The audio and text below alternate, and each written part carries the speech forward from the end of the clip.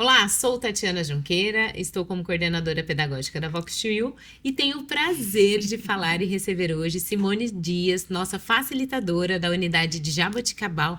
Simone, seja muito bem-vindo ao VoxCast. Muito obrigada, Tati, a todos que estão nos assistindo. Tenho certeza que essa conversa será muito produtiva, porque, aliás, falar sobre comunicação é sempre uma honra, levar a comunicação até as pessoas e, principalmente, reforçar a importância da comunicação nas nossas vidas, na vida pessoal, na vida profissional, enfim, em todos os espaços que nós ocupamos. Exatamente, e comunicação é o tema do nosso podcast de hoje. Eu sou formada em jornalismo, então estou há 20 anos no mercado, entregando a minha idade, e trabalhando com comunicação e oratória. E não é diferente a Simone, por isso que eu fiz questão de entrevistá-la, de trazer esse momento para falarmos sobre a transformação da comunicação. Você que também é jornalista de formação e atua há quanto tempo na área, Simone? Vou entregar a minha idade também. Eu comecei a fazer a faculdade em 2005, me formei em 2008. Então, somado o tempo da faculdade, eu estou no jornalismo, na comunicação, há 20 anos. 20 anos de comunicação e dentro desses 20 anos o jornalismo se transformou de várias formas. Me lembro que quando eu comecei na faculdade, meu sonho era trabalhar num jornal impresso. Hoje, em Ribeirão Preto, que tiveram grandes jornais, temos apenas um em circulação. Mas dentro dessa transformação, o que para você foi o principal nesses 20 anos de comunicação dentro da área do jornalismo? Eu também vim da escola do jornalismo impresso. Na época, trabalhar em jornal impresso era o auge da profissão. Era o sonho de todo estudante de jornalismo fazer estágio em um jornal impresso. Então, vivi toda essa transformação, tive essa experiência de trabalhar em jornal impresso, emissoras de TV, enfim. Tive diversas oportunidades de conhecer a comunicação e jornalismo nos mais diferentes veículos de comunicação, nas mais diferentes formas. Eu acompanhei, a exemplo de você, essa mudança do analógico para o digital. Então, nós somos da época de escrever muito na redação, e hoje os conteúdos, a maioria deles, foi reduzido a uma live, a um store, a um vídeo curto para as redes sociais. Então, a transformação está no formato de transmitir a informação. Então, nós ficávamos ali o dia inteiro apurando uma informação, ouvindo diversas fontes, e hoje, com 30 segundos, com 1 minuto, que é o tempo de um store, por exemplo, nós já conseguimos passar essa informação, claro, sem aprofundar nos detalhes, mas nós conseguimos passar a informação. Então, o principal impacto é realmente o formato da informação hoje, os múltiplos canais. E vendo essa transição, o jornal impresso, ele acabou que perdeu o espaço. As pessoas não se informam pelo jornal impresso. Apenas algumas, sim. Mas a maioria, a maior parte da população é pelo celular. Então, a informação está a um toque de distância. Quando nós falamos sobre jornal impresso, sobre TV, sobre rádio, esses veículos passaram por muitas transformações, como você trouxe aqui. Mas o principal, eu lembro que na época, quando estávamos ali durante o curso de jornalismo, já caiu a obrigatoriedade do diploma de jornalismo. Imagine você que está estudando, que está fazendo uma graduação de 4 anos, que era uma graduação extremamente concorrida, e de repente não existia mais a obrigatoriedade para a execução da profissão.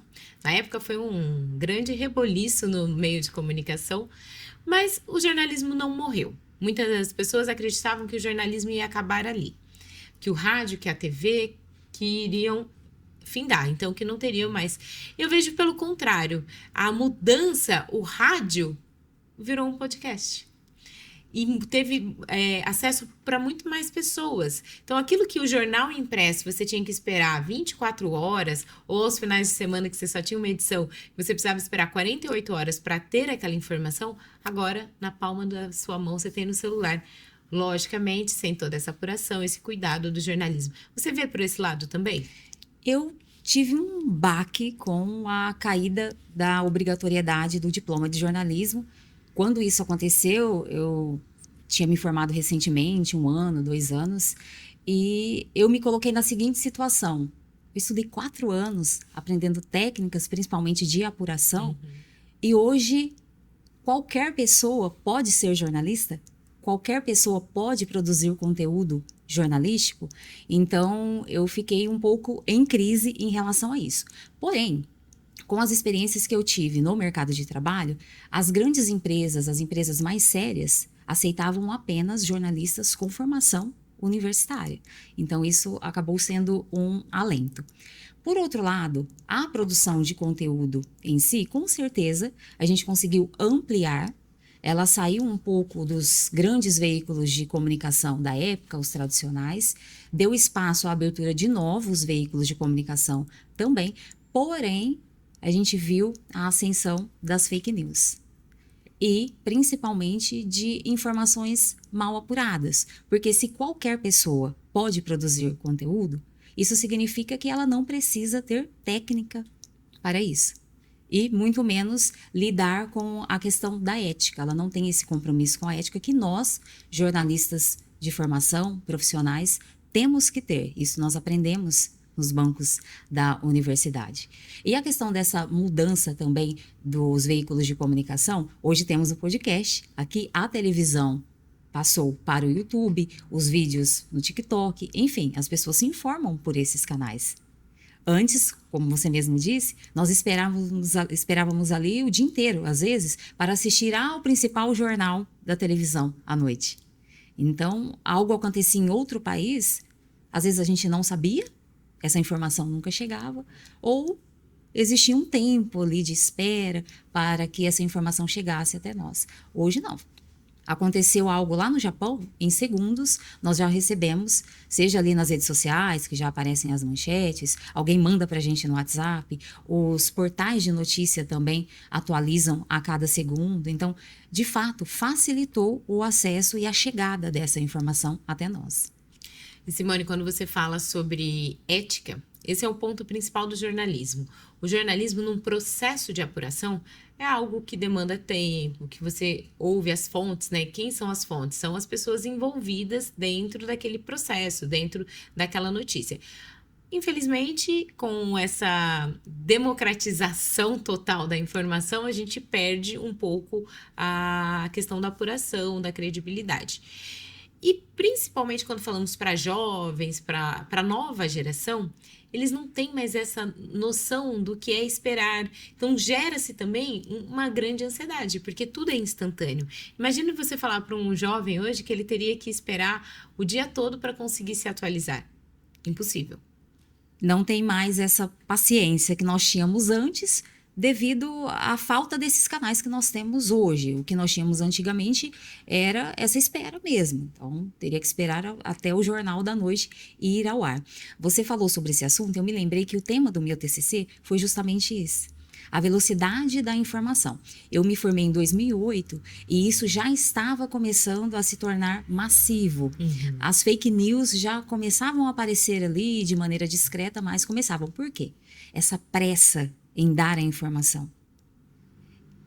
Hoje, os veículos de comunicação, eles prezam, dei a informação primeiro, eu publiquei primeiro, foi publicado no site primeiro. Então, eu trabalhei justamente isso no meu TCC. Essa questão do cuidado com a informação. Quem são as fontes que eu preciso ver? Quem são as pessoas que detêm as informações necessárias para a produção desse conteúdo jornalístico? E hoje a gente lida com boatos. Eu ouço primeiro, os veículos de comunicação ouvem primeiro as plataformas e soltam a notícia. Depois vai apurar. É real? Aconteceu dessa forma mesmo? Esse fato foi assim? Foi neste lugar? Envolveu essas pessoas? E nisso você já pode ter impactado a vida de alguém, exposto alguém. E essa questão de todo mundo produzir conteúdo também acabou que extinguindo os filtros jornalísticos que nós aprendemos na faculdade. O que é notícia? O que realmente é relevante? O que foge do fator pessoal e vai para o fator público, que é de interesse público? Você deve ter ouvido isso na faculdade. Um buraco em frente da minha casa não é um problema. Não é uma notícia para ser feita, ser divulgada. Agora, um buraco que atrapalha toda a rua, que impede a passagem das pessoas, enfim, isso é notícia, é o coletivo. E hoje nós lidamos muitas vezes com fofocas que se transformam em notícia. E as pessoas consomem como se fosse uma notícia mesmo. Exatamente. E quando você fala sobre o jornalismo, ele tem uma responsabilidade social.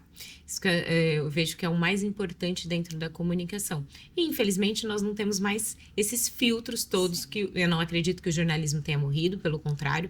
Vejo que o jornalismo é mais necessário no dia de hoje do que quando eu me formei. Justamente pelo esse amplo acesso. Só para a gente ter ideia, no Brasil, hoje, 92,5% dos domicílios têm acesso à internet. Muito diferente daquilo de quando começamos a nossa profissão. Sendo que 98,5% dos usuários acessam a internet via celular. Ou seja, a informação está na palma da mão. E essa informação é atualizada do IBGE do ano passado. Então, 98% dos usuários têm acesso à internet via celular. É algo muito rápido, nós não temos mais esse controle. E aí que entra a importância de trabalhar a comunicação desde cedo, não só para adultos. E você, como facilitadora da Vox2U, está dentro de sala de aula e trabalha a oratória. Então, diferente, porque as pessoas querem comunicar o tempo todo, não tem essa preocupação. Você falou até vira fofoca, vira fake news, mas como comunicar de forma correta? E é isso que a Vox traz, a importância da comunicação, da oratória e de forma correta. Como que é a sala de aula para você? Eu sempre falo para os meus alunos, logo no primeiro dia de aula, que comunicação é conexão. A gente só consegue se comunicar com as pessoas quando há esse processo de conexão. Por quê? Nós nos identificamos com pessoas. Exato. Pessoas se identificam com pessoas. E justamente a primeira aula, que é a aula de naturalidade, eu falo para eles, não criem personagens para vocês se comunicarem. Sejam vocês, acrescido a isso, as técnicas que vocês irão aprender aqui no curso de oratória. E a oratória, ela é o impacto.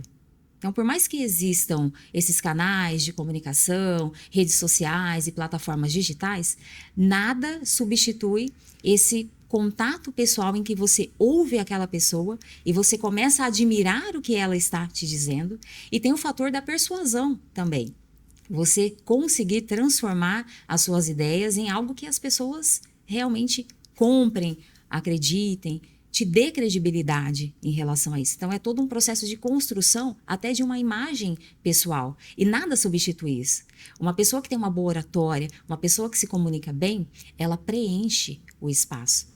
E o que nós vivemos hoje, infelizmente, tem o lado bom e o lado ruim, é que, com essa facilidade de informação, de comunicação, as pessoas acabam sendo muito rasas, extremamente objetivas. Elas não conseguem se aprofundar em algo. Então, quando você desenvolve a sua comunicação, a sua oratória, você consegue chegar a lugares que essas plataformas não alcançam. A comunicação pessoal é uma delas, essa conexão com as pessoas é uma delas. Então, a pessoa que se comunica bem, ela é sempre lembrada. Então, envolve a credibilidade, a sua figura pessoal mesmo, a transformação que a oratória traz na sua posição. Então, você se destaca como uma pessoa ali na sociedade, você se destaca no seu espaço de trabalho também. Então, nada substitui isso. Eu falo para eles que a oratória, ela é a principal ferramenta hoje. Você se vende, simbolicamente, você se vende por meio da sua oratória. Porque é ela que vai passar o que você é. Então, um exemplo, você vê uma pessoa ali que se desenvolve super bem nas redes sociais. Então, ela grava vídeos, ela conversa. E, pessoalmente, não é aquilo. É fechada. Então, é fechado. É um personagem que é criado ali. Por isso que eu retomo na primeira aula. Naturalidade. Sejam vocês e acrescentem ao que vocês já são esse aperfeiçoamento com as técnicas que vocês irão aprender aqui na Vox. Perfeito. Eu gosto muito quando nós falamos dentro da Vox e tem esse cronograma de aulas. Como coordenadora pedagógica, eu penso em cada etapa do desenvolvimento do aluno, na sua jornada dentro da comunicação. E a naturalidade pode parecer que seja algo bobo, mas a naturalidade ela é o principal. Imagine se nós duas estivéssemos aqui como dois personagens. Uma hora isso ia perder a conexão. E conexão e comunicação, elas andam juntas. Então, eu só consigo me conectar com o outro através da comunicação se eu tenho naturalidade, se eu uso técnicas corretas. E hoje um dado que chama muita atenção no mundo é a solidão. Estamos extremamente conectados, mas distantes. Temos um personagem nas redes sociais, uma vida perfeita, mas na vida fora redes sociais, ansiedade, depressão, outras doenças psicossomáticas, muita medicação e as pessoas se fecharam. O mundo ideal que está lá no digital não é o mundo ideal que está aqui fora. E nesse aspecto, a Vox ela trabalha, seja com network, seja com a troca, com a vivência através da metodologia ativa, que os nossos alunos vão para a sala de aula e são protagonistas do seu desenvolvimento. Como que tem sido essa sua experiência e essa vivência dentro da sala de aula com todas as técnicas da Vox, mas ensinando os nossos alunos a se conectarem de fato, de verdade? Olha, é sempre um desafio. Eu falo para os alunos que cada aula é como se fosse uma peça de um quebra-cabeças. Porque quando a gente fala a oratória, as pessoas pensam em um palco e uma pessoa falando bem. De terno e muito formal. Exatamente, muito formal. Mas para que essa pessoa chegue a esse patamar de falar bem, que é o que as pessoas ligam somente isso à oratória, é necessária uma construção. É necessário esse quebra-cabeça sendo construído a cada aula. Os alunos trazem muitas dúvidas, principalmente porque eles acompanham as redes sociais, eles têm ali as pessoas que eles seguem, que têm destaque nas redes sociais e tudo mais, e acabam se espelhando nessas pessoas e fazendo uma comparação, porque o principal fator que é perigoso no que nós vivemos hoje é essa comparação. Justamente porque as pessoas estão numa exposição muito grande de suas vidas, mostrando aí, como você mesmo disse, essa perfeição que não existe. A gente monta essa perfeição, mas na vida real ela não existe. Então eu procuro sempre trazer os alunos à realidade. Se inspirem, não se comparem. Porque todos nós temos uma inspiração. Eu tenho, você tem, principalmente no jornalismo, acompanhando os grandes jornalistas. Se inspirem. Olhe para as suas capacidades, para as suas limitações e foquem nos pontos de melhoria que vocês têm, se inspirando e acompanhando essa revolução que acontece a todo momento, principalmente pela chegada da internet e tudo isso que nós vivemos hoje. É um desafio grande. Eu tento trazer ali nas aulas atualidades em relação a esses canais. Eu costumo interagir muito com os alunos. Quem me acompanha nas redes sociais vê isso que acontece e virou até uma cobrança no final da aula. A gente vai gravar o quê? Que tipo de foto a gente vai fazer? Então, eu vou trazer dessa leveza, mostrando a importância deles acompanharem também essa transformação e sempre fazendo com que eles possam olhar para si mesmos, trazendo o que eles têm de melhor e se inspirando no que há de melhor que a gente acompanha hoje. E quando você fala sobre trazer esse conteúdo diferente, ter essa interação na sala, que os alunos até cobram, isso é muito bacana, porque dentro da Vox, nós trabalhamos ali com a metodologia ativa, então os alunos, eles são o protagonista do desenvolvimento, e eles vão construindo, como você disse, pecinha por pecinha, até o final do curso, que é o nosso objetivo, que ele esteja pronto e consiga se expressar de maneira correta, trazer uma boa linguagem não verbal. Então, é uma construção dentro dessa jornada. E os alunos, alguns chegam já mais preparados, outros com mais dificuldade, mas essa rotina deles, semana a semana, pensando em algo diferente, criando, isso tem engajado muitas turmas, é um diferencial, torna a aula leve. O que um facilitador da Vox deve seguir aí como dica sua? Veja bem, nós recebemos ali alunos de diferentes perfis. Alunos que já têm uma comunicação mais desenvolvida, mas que precisa adquirir ali as técnicas, e outros alunos extremamente tímidos, que só o fato de terem fechado a matrícula no curso da Vox já foi um grande passo. Então, eu tento deixar um cenário acessível para essas pessoas. Por quê? Elas já têm medo, já têm vergonha. O palco se transforma em um pesadelo, em O um palco é um terror. bicho. Eu falo que tem alunos que eles, trazendo aqui como uma contribuição, que o fato deles estarem dentro da sala de aula e terem que subir ao palco já causa. Eles têm reações fisiológicas ali, como nervosismo, as mãos ficam trêmulas, o Sim. suor escorre no rosto. Eu já tive aluno que a reação foi uma crise de ansiedade, um choro em que eu tive que intervir, e alunos que simplesmente paralisaram. Então, eu sempre penso naquela aula como se fosse um dia único, como se fosse um espetáculo mesmo. Eu quero que eles se conectem. Então, eu transformo aquela atmosfera em algo acessível para que eles me olhem não como um personagem, uma professora que está ensinando oratória de maneira formal, inacessível. Não. Eu quero que eles vejam que eu sou igual a eles. E vejam a transformação que a comunicação e a oratória fez na minha vida e tento ser o máximo que eu posso natural. Na sala de aula, eu sou a mesma pessoa que eu sou no dia a dia. Eu não sou aquele personagem que chega com aquela postura muito séria, trazendo aquele distanciamento. Não, eu sou exatamente como vocês são.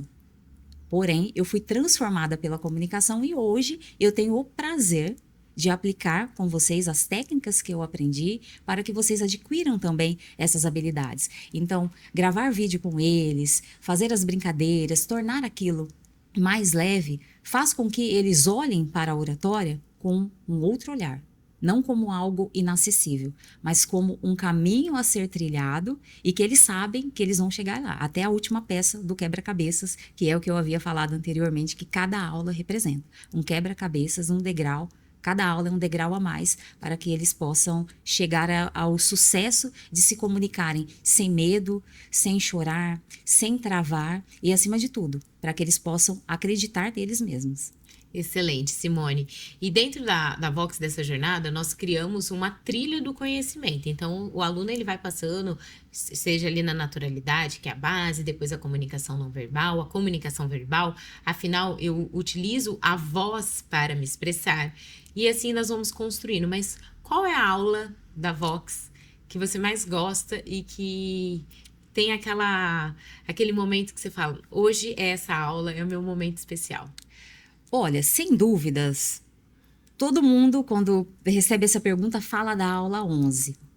O que é a aula 11? Conta para quem está nos assistindo. É aquela aula em que os alunos e o facilitador conta ali em alguns minutos o resumo da sua história pessoal, a sua trajetória. Então, isso envolve muitas lutas, superação, alegrias, tristezas. É quando é o despir do que a gente foi até aquele momento. Por quê? A gente olha para as pessoas e gera aquele preconceito a respeito do que a pessoa é. Pela maneira que ela se veste, a forma que ela fala. Então, a gente meio que vai construindo uma identidade dela.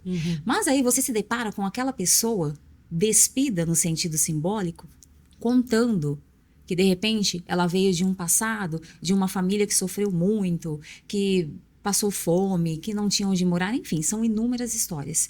E você começa a olhar para aquela pessoa com um novo olhar. Nossa, eu não imaginava que essa pessoa tinha essa história. Então, é uma ruptura emocional a aula 11. É quando você passa a olhar para o seu colega, para o seu facilitador de sala com outros olhos. Você passa a enxergá-lo como ele realmente é.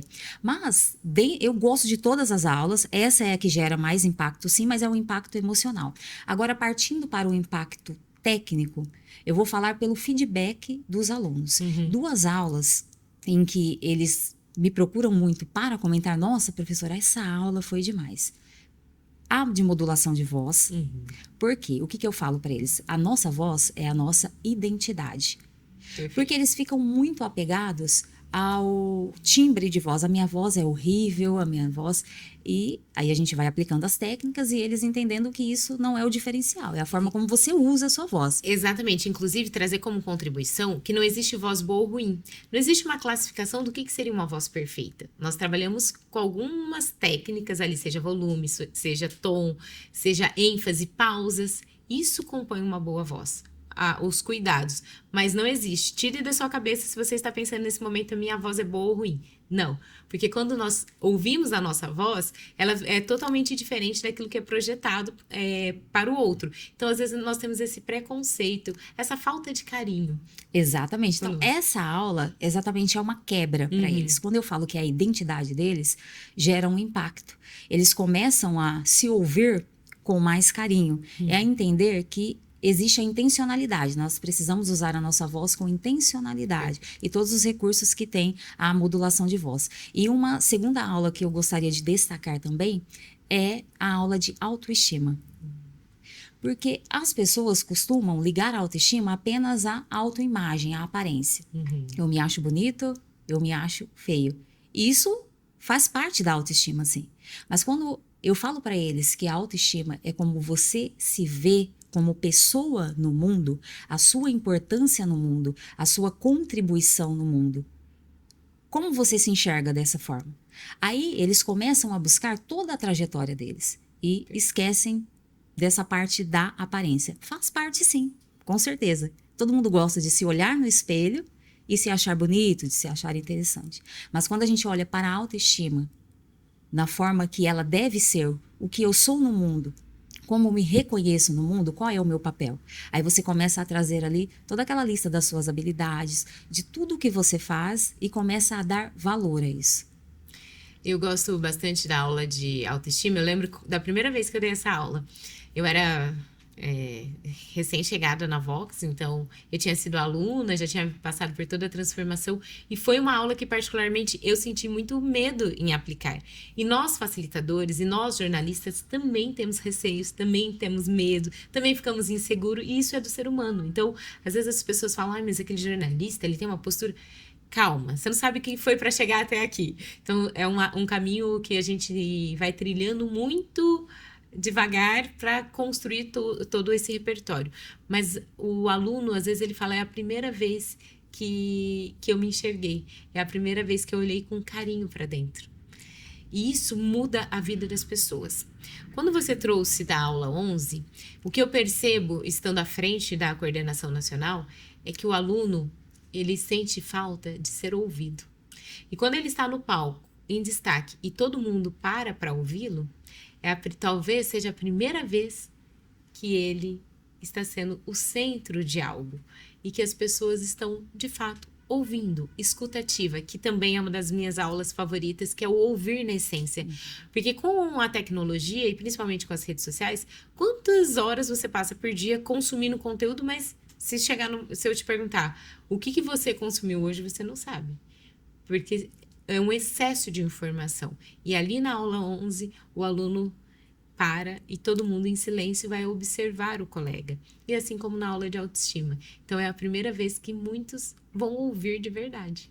É porque, exatamente por isso, eles ficam apegados, a maioria fica apegada à questão da aparência e não dá valor à própria trajetória. E essa aula também, ela traz muitos gatilhos. Sim. Então, em algumas dinâmicas inesperadas ali, as reações acontecem de diversas formas. Então, uma dinâmica tranquila, uma atividade tranquila, às vezes o aluno, ele chora, ele se abre, ele fala, né, sobre essas questões mais pessoais. E teve uma aluna, inclusive, recentemente, disse, eu me acho muito feia. E assim, e é uma profissional espetacular. E depois da aula, ela disse, agora eu entendi que não é esse o olhar que eu devo ter sobre mim. Eu preciso trabalhar esse olhar também, mas eu preciso prestar atenção mais na minha história. Eu firmar a minha identidade, quem eu realmente sou. Eu sou só essa pessoa que eu vejo no espelho? Então, os feedbacks dos alunos no pós-aula, eu sempre fico muito aberta também para que eles possam mandar mensagem no WhatsApp e tudo mais. Isso é o que vai dando o combustível para nós. Você vê o que fez sentido na aula, o quanto impactou. Porque comunicação não é só técnica também. Exato. Se você não tiver essa transformação interna de quem você é e onde você pode chegar, as técnicas às vezes vão se perder no meio do caminho. Então, o mais interessante do curso da Vox é isso, é esse trabalho que a gente faz esse trabalho interno acaba sendo um trabalho interno com os alunos, para que eles possam se reconhecer, identificar quem eles são, e as técnicas também. É um empoderamento. Então, eles se olharem como pessoas capazes e como pessoas que podem sim se transformar em grandes comunicadores. Excelente, Simone, contribuição. A sala de aula da Vox, ela vai muito além, então nós sempre trazemos isso, muito além da oratória, muito além da comunicação, esse olhar, esse cuidado. Tem uma aula que nós incluímos recentemente no curso Master, que é a aula de feedback e comunicação não violenta. Sejam para líderes, sejam para pessoas que estão buscando aí uma recolocação no mercado. Aula de feedback. O aluno tem dificuldade com feedback? Ele se depara com o próprio comportamento e personalidade.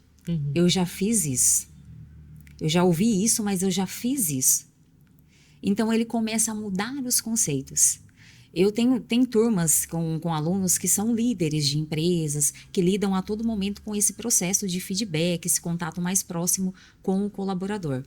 Alguns deles, na aula de feedback, disseram: eu já falei isso, eu não deveria ter falado dessa forma. Talvez eu tenha perdido a oportunidade de conhecer mais aquele colaborador e de entender as suas habilidades. Talvez eu tenha podado essa pessoa. Então, a aula de feedback é um impacto muito grande. É como se fosse um soco no estômago. Porque a gente lida com as nossas próprias práticas. E a gente reconhece que é possível mudar, é possível falar de uma outra forma, que a mensagem ela pode ser passada de uma outra forma. Porque se o meu objetivo é transformar uma realidade por meio da minha comunicação, existem as formas corretas de fazer isso. Então, eu preciso abrir esse canal para quem está me ouvindo. Trazendo esse exemplo de um líder para um colaborador, se eu quero fazer com que essa pessoa contribua com aquele espaço, com aquela empresa, eu preciso dar a ela essa oportunidade. E a comunicação violenta, ela não permite isso. Fecha totalmente a porta, Exatamente. Cria-se uma barreira. Nós trabalhamos ainda, além dessa parte de feedback, falamos sobre rótulos, você já trouxe, Sim. que todo mundo rotula. E nós rotulamos o tempo todo. Mas como podemos desconstruir esse conceito e nos aproximar, tirar essa barreira e ter uma comunicação livre e acessível a todos? Mas dentro da Vox, o que eu percebo? Que nós criamos uma ambiência muito saudável e de respeito. Comunicação, ela passa pelo respeito. Então, quando a gente fala de comunicação não violenta, vamos pensar, se eu não tenho um ambiente respeitoso, ético, que aí volta lá no jornalismo que nós iniciamos na nossa conversa, nada disso funciona. E hoje, a comunicação, ela passa pela sua maior transformação. No ano 2000, o mundo parou. Foi a chegada da pandemia, algo totalmente desconhecido, tudo fechou, os processos se aceleraram, a internet ganhou ainda mais força, as reuniões online, as redes sociais se tornaram a companhia da maior parte das pessoas, mas agora nós temos a chegada da inteligência artificial. Pensar como jornalistas há 20 anos que em 30 segundos, através de um prompt, nós teríamos um texto pronto é algo quase inimaginável. Eu lembro me lembro de pequena usar como que a gente... datilografia? A máquina de datilografia. A máquina de datilografia. Hoje, em apenas 30 segundos, você tem um texto pronto. O quanto que a inteligência artificial vem contribuir com a oratória e com a comunicação, na sua opinião? Nós temos aí, primeiro, nos processos, essa automatização. Nós conseguimos realizar tarefas em poucos minutos ou horas, algo que antigamente, lá na nossa época do jornal impresso, quando nós escrevíamos as matérias especiais, as capas de domingo, às vezes nós ficávamos 2 semanas trabalhando. Agora nós temos a inteligência artificial, os aplicativos de produção de texto, de imagem, enfim, que vieram facilitar. Mas nós não podemos perder a essência, o controle. Por quê? Senão tudo fica automático. E qual que é a minha contribuição pessoal para aquilo? Qual é o conhecimento que eu realmente estou levando? Eu só faço um prompt, coloco ali, pego o conteúdo, distribuo ele para as plataformas e tá ok? Qual é a identidade que eu imprimo nisso? Por outro lado, também a inteligência artificial dentro da comunicação e do jornalismo, ela trouxe também esse acesso mais facilitado para todos os públicos. acessibilidade. Então, nós conseguimos trazer acessibilidade aos conteúdos, seja de texto, de vídeo, principalmente, para atingir aos diferentes públicos. Antes, era feita a comunicação de um para muitos, agora é de muitos para muitos. E quem são esses muitos? Quem são essas pessoas? Exato. Então, o desafio está aí, personalizar esses conteúdos. Para quem eu estou falando? Para todo mundo? Não, eu estou falando com nichos, com grupos. O que cada grupo precisa? Esse é um grande desafio. Mas, de maneira geral, a inteligência artificial, sim, ela veio contribuir principalmente para facilitar os processos e fazer com que a gente utilize melhor o tempo. Então, se antes eu ficava uma semana para produzir uma reportagem, agora eu produzo em uma semana dezenas de reportagens, dezenas de conteúdos, dezenas de vídeos, dezenas de podcasts. Então, facilitou muito esse processo. Mas eu falo até para os alunos, não utilizem a inteligência artificial como o único recurso. Ela vai fazer tudo para mim. Encare ela como se fosse o seu funcionário que você não paga. Passe a ela tarefas que você passaria para alguma pessoa. Obviamente, ela vai entregar com mais agilidade, mas utilize ela como uma parceira do seu trabalho, não como a única responsável por executar a tarefa. Simone, estamos chegando ao fim do nosso Voxcast. Foi um prazer recebê-la. Dá pra gente gravar vários episódios. Comunicadoras têm ali uma facilidade, muito assuntos relevantes, seja na Vox, seja fora Vox. Muito obrigada pela sua participação. Nós temos um momento que nós falamos, solte sua voz, solte sua Vox. O que você deixa de mensagem para quem está nos assistindo? A comunicação transformou demais a minha vida. Eu já tive a oportunidade de falar sobre isso, alguns relatos pessoais.